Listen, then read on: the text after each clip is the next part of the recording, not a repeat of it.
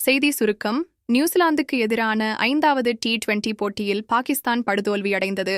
பாகிஸ்தான் 20 ஓவர்களில் 128 ரன்கள் எடுத்தது. நியூசிலாந்து 10 ஓவர்களில் இலக்கை எட்டி வெற்றி பெற்றது. டீம் சைஃபர்ட் 38 பந்துகளில் 97 ரன்கள் எடுத்தார்.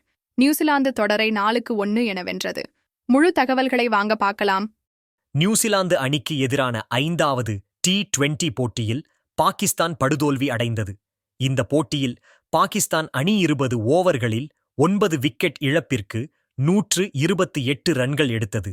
129 ரன்கள் என்ற இலக்கை நியூசிலாந்து அணி 10 ஓவர்களில் எட்டி பாகிஸ்தானுக்கு அதிர்ச்சி வைத்தியம் அளித்தது. ஏற்கனவே இந்த 5 போட்டிகள் கொண்ட தொடரை பாகிஸ்தான் அணி 1-3 என இழந்திருந்தது. 5வது போட்டியில் ஆறுதல் வெற்றி பெறலாம் என்ற எண்ணத்தில் இருந்தது பாகிஸ்தான் அணி. ஆனால் நியூசிலாந்து வீரர் டீம் சைஃபர்ட் அதிரடியில் பாகிஸ்தான் நிலை குலைந்தது.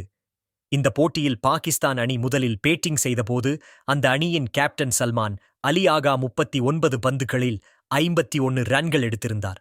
ஷதாப் கான் 20 பந்துகளில் 28 ரன்கள் சேர்த்திருந்தார்.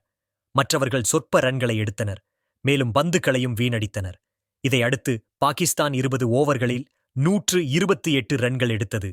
நியூசிலாந்து அணியின் ஜிம்மி நீஷம் 4 ஓவர்களில் 22 ரன்கள் விட்டுக் கொடுத்து 5 விக்கெட்டுகளை வீழ்த்தியிருந்தார். அடுத்து 129 ரன்கள் என்ற இலக்கை நோக்கி நியூசிலாந்து அணி ஆடியது. அந்த அணியின் துவக்க வீரர் டீம் சைஃபர்ட் 38 பந்துகளில் 97 ரன்கள் சேர்த்து கடைசி வரை நின்று நியூசிலாந்தின் வெற்றியை உறுதி செய்தார்.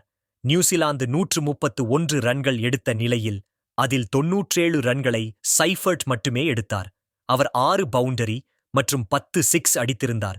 ஒரு கட்டத்தில் நியூசிலாந்து அணி வெற்றிக்கு 24 ரன்கள் தேவை என்ற நிலை இருந்தது. அப்போது 10வது ஓவரை ஷதாப் கான் வீசினார்.